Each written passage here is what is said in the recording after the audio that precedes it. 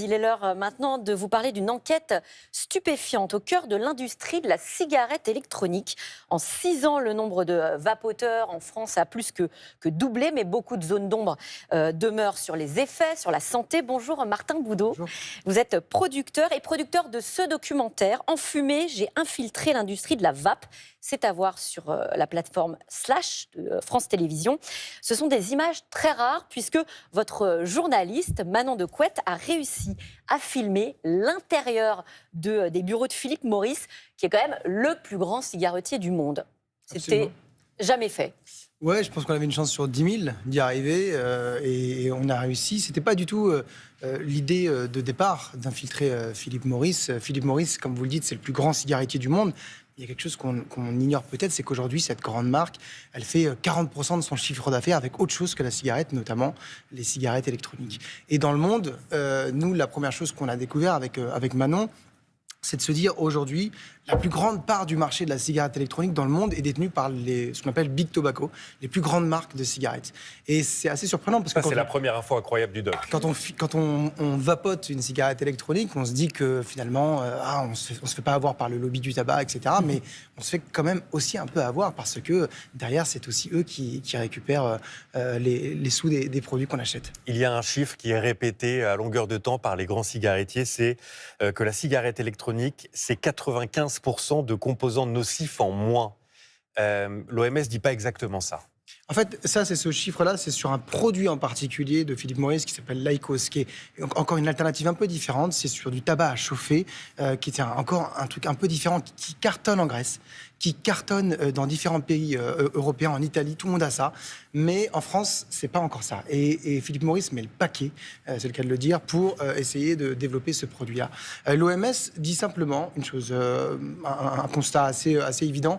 On n'a pas encore les conséquences à long terme de la cigarette électronique et leur usage n'est pas du tout anodin. Évidemment, la cigarette électronique, c'est moins grave que la cigarette. Mais moins grave ne signifie pas sans danger. C'est simplement ça qu'on tenait aussi à répéter dans ce documentaire. Et alors, l'industrie du tabac, elle perd des consommateurs. Du coup, l'objectif, c'est évidemment d'essayer de renouveler sa clientèle. C'est ce qu'on voit très bien dans le doc, en ciblant plus particulièrement les jeunes, avec des stratégies quand même souvent à la limite de la légalité. Il faut rappeler que la pub, par exemple, est totalement interdite.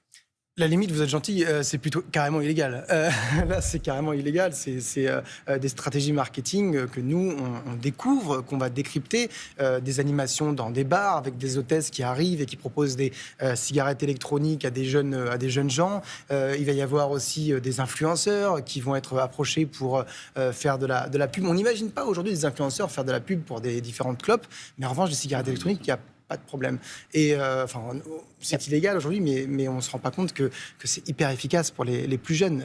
De voir des influenceurs fumer ou vapoter des cigarettes électroniques, c'est des exemples souvent, donc ça fonctionne très bien, malheureusement. Toute cette stratégie-là, ça s'appelle le marketing de l'ombre et vous l'expliquez bien dans le doc extrait pour mieux comprendre. Chez nous, c'est marketing de l'ombre et agilité. Tu dois contourner les contraintes juridiques pour essayer de véhiculer un message. Donc, pour moi, c'est du marketing de l'ombre dans le sens où c'est énormément de travail pour sortir un truc et c'est beaucoup de stratégies de détournement finalement, tu vois. Marketing de l'ombre, au moins, c'est assumé. Il n'y a rien qu'on détourne. Démonstration avec cette publicité IQOS sur laquelle je dois travailler pour le Black Friday. Vous avez remarqué, on ne voit que l'appareil électronique et pas les recharges. Parce que faire de la pub pour les recharges, et donc sur du tabac, c'est archi illégal. Mais d'après Philip Morris, faire de la pub uniquement sur l'appareil électronique, juridiquement, c'est comme une pub pour un smartphone. Pas de problème. Sauf que l'IQOS, sans les recharges, ça sert à rien. Et voilà. C'est validé. Et c'est en ligne. On le voit, ces stratégies de contournement sont assumées et ce ne sont pas les amendes qui effraient les grands cigarettiers. Il y a des amendes, effectivement, vous l'avez dit, 500 000 euros, c'est déjà été le cas, mais on apprendra dans ce documentaire que l'une des personnes de Philip Morris dit clairement à Manon de Couette, qui a réalisé un travail exceptionnel, qui lui dit nous, tant qu'il n'y a pas la condamnation définitive, on continue de vendre. Et parfois, en fait, ça peut prendre 10 ans. Exactement. Et donc, pendant ce temps-là, les cigarettiers vendent. Et en tout cas, ça marche puisque j'ai relevé ce chiffre. En 5 ans, le nombre de vapoteurs chez les jeunes a augmenté, a triplé. C'est énorme. De plus en plus, une évolution croissante et une influence, là vous l'avez montré, qui se passe sur le terrain. Ça ne s'arrête pas là, ça remonte aussi beaucoup plus haut. Et vous arrivez à enquêter dessus dans le film sur le lobbying, un lobbying assez assumé auprès des politiques. Oui, durant son infiltration, Manon se rend compte qu'il y a un département un peu étrange qui s'appelle Affaires externes. Elle ne sait pas vraiment ce que ça veut dire et on se rend compte assez vite que c'est des lobbyistes et ils vont expliquer quel est leur travail. Leur travail, c'est d'influencer les stratégies politiques et notamment les députés. Et on a fait un gros travail de données pour essayer de savoir de qui il s'agissait en particulier et qui était susceptible de répondre à ce genre d'avance, entre guillemets, de l'industrie de la cigarette. Et on a découvert quelques noms de députés relativement intéressants. Comme dans toute bonne enquête, vous avez assuré le contradictoire, vous avez contacté Philip Morris pour présenter tous ces éléments-là. Que vous a répondu la marque ? D'abord, elle nous a envoyé des courriers de mise en demeure. Oui.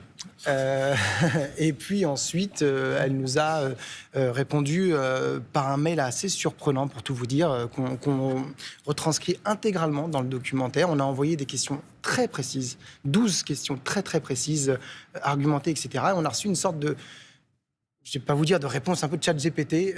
Autopromo. Ouais, très étrange, que je vous invite à découvrir dans le documentaire qui est disponible sur France.tv et sur YouTube aussi. Mais elle nous a répondu qu'en gros, elle se conformait aux lois, que pour elle, la cigarette électronique était un vrai enjeu. Voilà, il ne faut pas oublier que la cigarette électronique, aujourd'hui, pour Philip Morris, c'est 39% du chiffre d'affaires. Et à l'horizon 2050, ils espèrent faire 50% de chiffre d'affaires avec les cigarettes électroniques. Enfumé, comment j'ai infiltré l'industrie de la vape, c'est une enquête de Manon Decouette. Merci Martin Boudot d'être venu nous voir ce matin, à voir donc sur la plateforme de France.tv.